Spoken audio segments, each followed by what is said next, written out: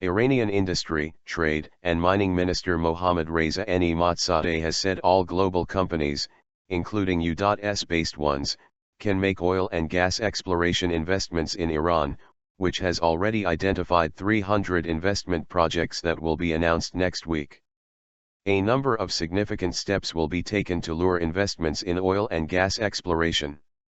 This will not lower categories, including petrochemicals or refineries.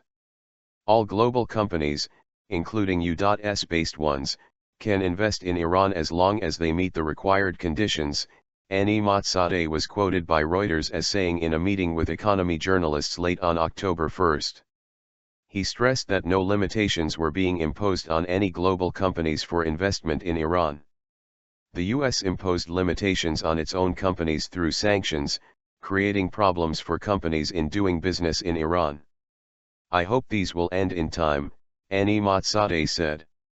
Business delegations from around the world have flocked to Iran since the July 14 deal, in which Tehran agreed to curb its nuclear program in exchange for an end to economic sanctions that have hit the country's oil production.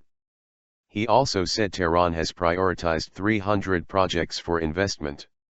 After the documents on these projects are translated into several languages, they will be announced online by next week, he added. Cultural and religious commonalities will give Turkish firms an upper hand in investing in Iran over other companies.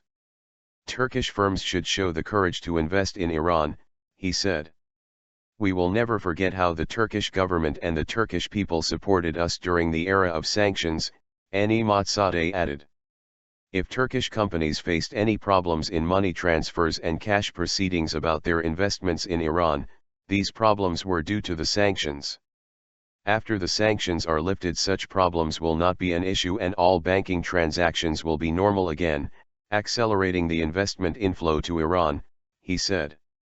According to Anadolu Agency, he also noted that cooperation with Russia and China was crucial for Iran's future.